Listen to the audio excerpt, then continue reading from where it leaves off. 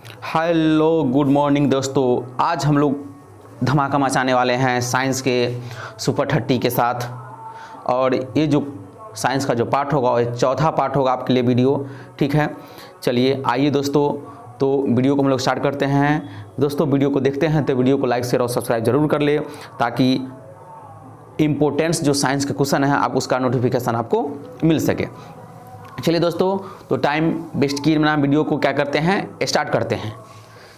चलिए आइए देखते हैं साइंस का जो आपके सामने प्रथम जो क्वेश्चन है वो है आलू में मोजैक रोग का कारण तत्व कौन सा है। कहने का आलू में जो मोजैक रोग हो जाता है उसका कारण कौन सा है। ऑप्शन ए में है लाइकेन, बी में है फफूंदी, सी में है विषाणु और डी में है जीवाणु। तो इसका आंसर दोस्तों क्या हो जाएगा, ऑप्शन नंबर सी हो जाएगा। क्या हो जाएगा, विषाणु हो जाएगा। अगले प्रश्न में बढ़ते हैं। दूसरा जो आपके सामने प्रश्न है वो है अजैव निम्नीकरण अपशिष्ट से छुटकारा पाने का सर्वोत्तम हल क्या है। अजैव जो निम्नीकरण है अपशिष्ट, इससे छुटकारा पाने का सर्वोत्तम हल क्या है। ऑप्शन ए में है गारना, ऑप्शन बी में है पाटना, ऑप्शन सी में है पुनः चक्रण और ऑप्शन डी में है जलाना। इसका दोस्तों आंसर हो जाएगा ऑप्शन सी पुनः चक्रण हो जाएगा। ऑप्शन सी पुनः चक्रण। आइए अगले प्रश्न में बढ़ते हैं। तीसरा जो आपके सामने प्रश्न है वो है रतौंधी का मुख्य कारण किस विटामिन की कमी कारण होता है। रतौंधी जो व्यक्ति को हो जाता है, कौन सी विटामिन की कमी हो जाती है कि व्यक्ति को रतौंधी हो जाता है। ऑप्शन ए में है विटामिन डी, ऑप्शन बी में है विटामिन सी और ऑप्शन सी में है विटामिन बी और ऑप्शन डी में है विटामिन ए। तो दोस्तों इसका आंसर हो जाएगा क्वेश्चन नंबर 3 का option number D, vitamin A की कमी के कारण रतौंधी हो जाता है। चलिए अगले प्रश्न में बढ़ते हैं। चौथा जो आपके सामने प्रश्न है वो है निम्नलिखित में से कौन सी मद विटामिन है। निम्नलिखित में से कौन सी मद विटामिन है। आंसर है कैरोटीन, इनमें से कोई नहीं, इंसुलिन, रिबोफ्लाविन। इसका दोस्तों आंसर हो जाएगा ऑप्शन नंबर डी, रिबोफ्लाविन। आइए हम लोग अगले प्रश्न में बढ़ते हैं। आपके सामने जो पांचवा प्रश्न, निम्नलिखित में से कौन सा एक कपी नहीं है। निम्नलिखित में से कौन सा एक कपी नहीं है। ऑप्शन नंबर ए में है गोरिल्ला, ऑप्शन नंबर बी में है गीवन, ऑप्शन सी में है ऑरेंज उटैन और ऑप्शन डी में है लंगूर। तो दोस्तों इसका जो आंसर हो जाएगा 5 का हो जाएगा ऑप्शन नंबर डी, लंगूर। आइए हम लोग अगले प्रश्न की ओर बढ़ते हैं। छठा जो आपके सामने प्रश्न है वह ईईजी से किस अंग की कार्यप्रणाली प्रकट होती है। ईईजी से मतलब ईईजी टेस्ट होता है, उससे मतलब कि कौन सा कार्यप्रणाली का मतलब ईईजी किसके टेस्ट के लिए किया जाता है वो हम बता रहे हैं। ऑप्शन ए में हृदय, ऑप्शन बी में है मस्तिष्क, सी में है कान और डी में है यकृत।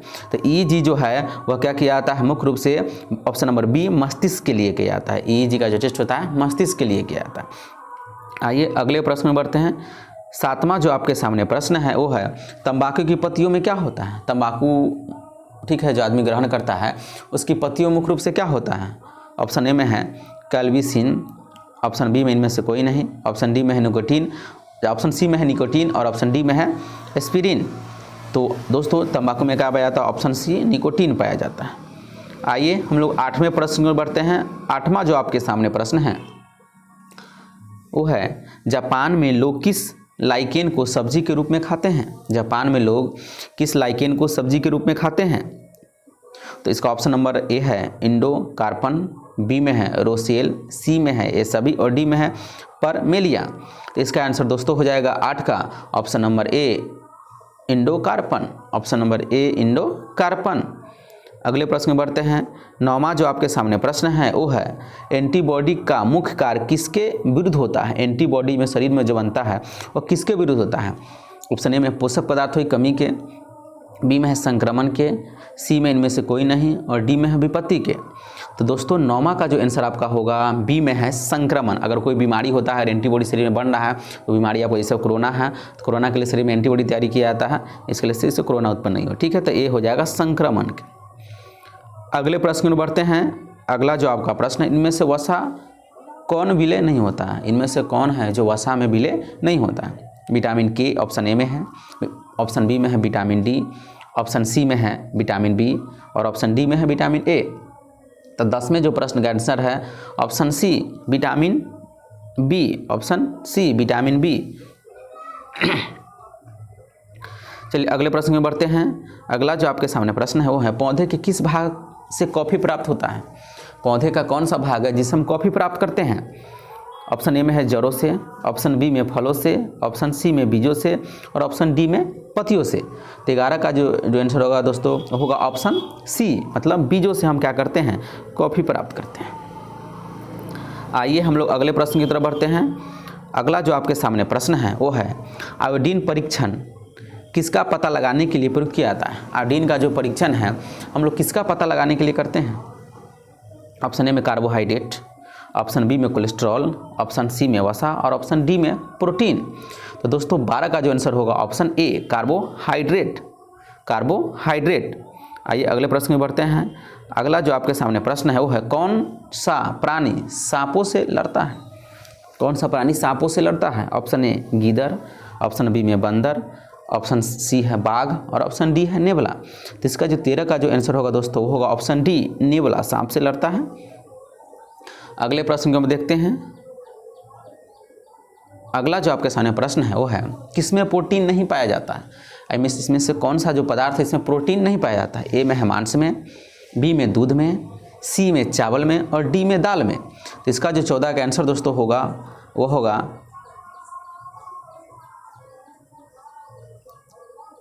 14 का दोस्तों आंसर होगा वो होगा ऑप्शन सी, प्रोटीन नहीं पाया जाता है।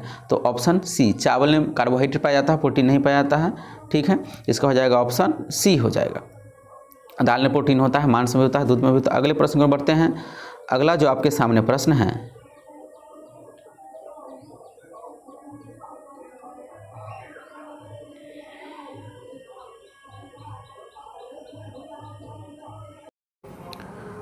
आइए हम लोग अगले प्रश्न की बढ़ते हैं। अगला जो आपका प्रश्न आपके सामने है जेनेटिक्स में किसका अध्ययन किया जाता है। क्वेश्चन है जेनेटिक्स में किसका अध्ययन किया जाता है। निद्रा का अध्ययन किया जाता है, ए में है अनुवांशिकता एवं गुणसूत्र का अध्ययन किया जाता है, बी में है, सी में है कोशिका का और डी में है मांसपेशियों का अध्ययन। दोस्तों जो 15 का आंसर हो जाएगा वो हो जाएगा ऑप्शन नंबर बी, अनुवांशिकता एवं गुणसूत्रों का अध्ययन किया जाता है जेनेटिक्स में। चलिए अगले प्रश्न में बढ़ते हैं। अगला जो आपके सामने प्रश्न है 16वां वो है विटामिन सी का रासायनिक नाम क्या है। विटामिन सी का रासायनिक नाम क्या है। ऑप्शन ए में ऑक्जेलिक अम्ल, ऑप्शन बी में एस्कॉर्बिक अम्ल, ऑप्शन सी में है साइट्रिक अम्ल और ऑप्शन डी में है नाइट्रिक अम्ल। दोस्तों विटामिन सी का हो जाएगा एस्कॉर्बिक अम्ल सबसे अधिक। चलिए यहाँ पे देख अगला क्वेश्चन देख लेते हैं। अगला जो आपके सामने प्रश्न है सबसे बड़ा उड़ने में असमर्थ पक्षी जो सबसे तेज गति से दौड़ सकता है वो कौन सा है। पेंगुइन है, ए में, बी में कीवी है, सी में एम्यू है और डी में ऑस्ट्रिच है। तो 17 का जो आंसर दोस्तों होगा वो होगा ऑप्शन नंबर डी, ऑस्ट्रिच। कौन सा हो जाएगा, ऑस्ट्रिच। अगले प्रश्न में बढ़ते हैं। अगला जो आपके सामने प्रश्न है वो है मानव शरीर में संक्रमण को रोकने में मदद करता है। कौन सा विटामिन मानव शरीर में संक्रमण को रोकने में मदद करता है। विटामिन डी है ऑप्शन ए में, ऑप्शन बी में विटामिन सी है, ऑप्शन सी में विटामिन B1 है और ऑप्शन डी में विटामिन ए है। इसका जो 18 का जो आंसर हो जाएगा दोस्तों option number D, vitamin A हो जाएगा। अगला प्रश्न में बढ़ते हैं। अगले जो प्रश्न है आपका मानव शरीर में कार्बोहाइड्रेट पुनः संग्रहण होता है। मानव शरीर में जो कार्बोहाइड्रेट पुनः संग्रहण किससे होता है।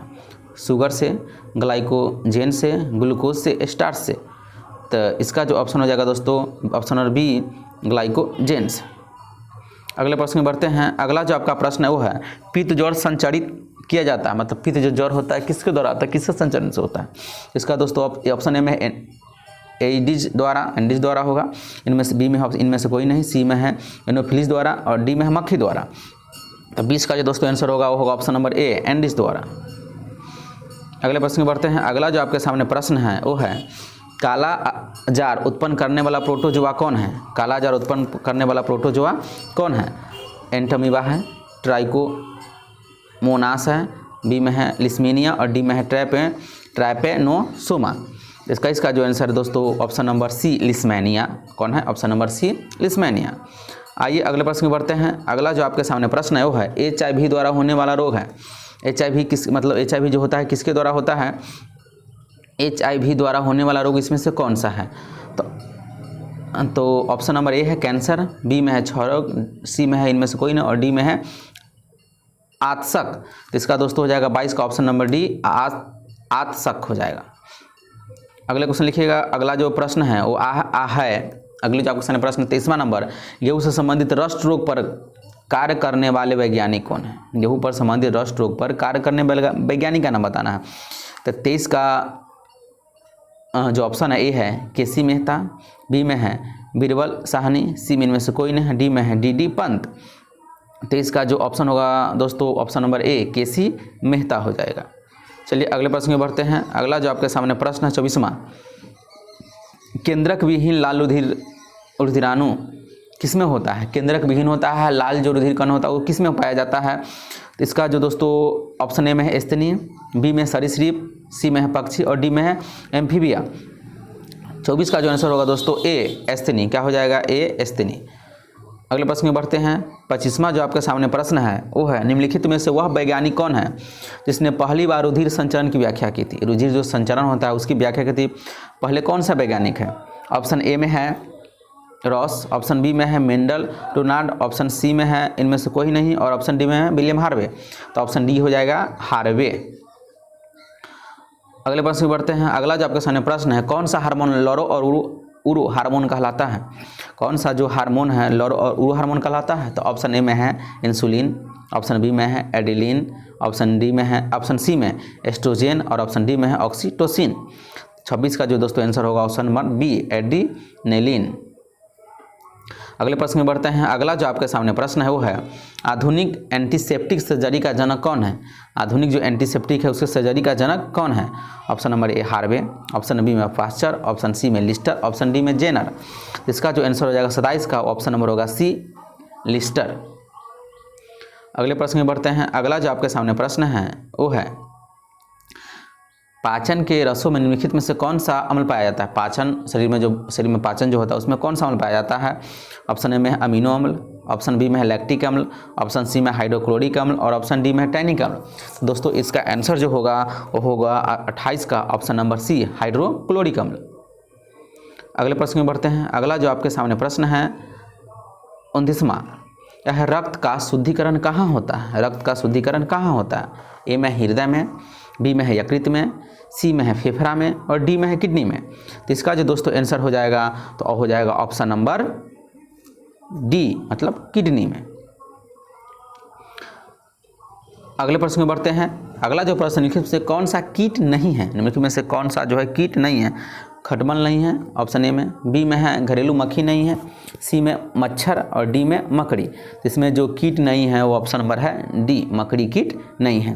तो दोस्तों ये रहे आज के कहने का अर्थ हुआ साइंस का सेट 4 के 30 सुपर 30 क्वेश्चन। ये काफ़ी इंपॉर्टेंट है आपके लिए, इसको बारीकी से पढ़िएगा, ठीक है। तो दोस्तों अगले वीडियो में